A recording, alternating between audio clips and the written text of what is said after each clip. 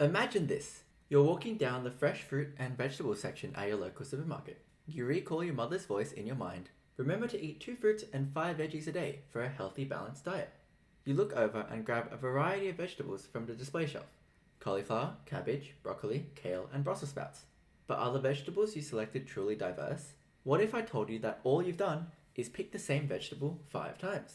Charles Darwin, in his Origin of Species, drew parallels between natural selection in the wild and the plant and animal breeding orchestrated by farmers, a practice encompassed by what biologists call artificial selection.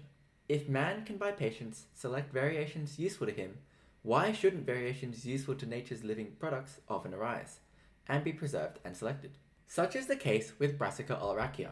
The wild plant is a little herb that has grown around the coastal rocky cliffs of the Mediterranean region for over 3 million years. In the 18th century BCE, mankind took the wild species and refined them through selection to produce 6 main species within the genus: Brassica oleracea, Brassica rapa, Brassica nigra, Brassica juncea, Brassica napus, and Brassica carnita. Brassica oleracea was selected by farmers most likely for its ability to survive rough habitats and store a large amount of nutrients. Over time, farmers have developed many subspecies that exhibit a wide range of leaf, root, stem, and flower bud characteristics, which provide spectacular illustrations of structural evolution in plants under domestication. Take this variant of Brassica, for example, selected by farmers for their enlarged terminal leaf buds. After many generations, this led to plants with huge heads of tightly rolled leaves. Or this variant, selected for their enlarged stems, leading to the crisp, crunchy German turnip kohlrabi. We all obviously see the difference between this image and this image. But what about the differences between genetic code that underlie these trait differences between domesticated and wild species? This thought experiment forms the basis of biological scientist Michael Purugganan's study in the year 2000, in which he explores the population genetics of brassica crops to assess how domestication events can act over time to shape variation and give rise to distinct morphologies. Purugganan used 37 individual Brassica oleracea plants, representing 4 distinct subspecies in his analysis: subspecies oleracea, subspecies acephala, subspecies italica, and subspecies botrytis. These were all selected based on their differing structures. Previous genetic analysis of the related plant Arabidopsis thaliana had revealed similarities between Arabidopsis mutans and the cauliflower phenotype of Brassica oleracea. The cauliflower gene, or CAL gene, and Apitala1 or AP1 gene plays critical roles in the development of floral meristems, and Arabidopsis individuals with mutant AP1 and CAL genes demonstrated arrested development at the inflorescence meristem stage, leading to a dense mass of partially developed flower structures characteristic of the cauliflower curd. Knowing this, Purugganan isolated genomic DNA containing the CAL gene from Brassica oleracea leaves using a plant DNA easy mini prep kit. His team then performed PCR to amplify the CAL gene with primers at intron 2 and exon 8 of the BoCal allele.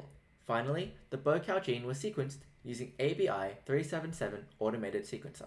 Purugganan and his team analyzed the sequence region to discover the genetic reasoning behind the inflorescence morphologies of subspecies botrytis and italica, as well as the curling leaf edges of acephala. Comparisons between the BoCal alleles found in various individuals was used to construct a genealogy tree for Brassica oleracea. Individual BoCal alleles can be separated into 2 major BoCal allele classes, which are differentiated by 28 fixed nucleotides. He discovered that the BoCal allele in domesticated cauliflower and broccoli has a nonsense mutation at position 151 of the encoded protein, replacing a G nucleotide with T, which changes a glutamic acid to a premature stop codon. This mutation results in a truncated protein which stops at exon 5 and includes the MADS box, which is thought to be a transcription factor, the I region, and part of the K domain, while excluding all of the following introns and exons.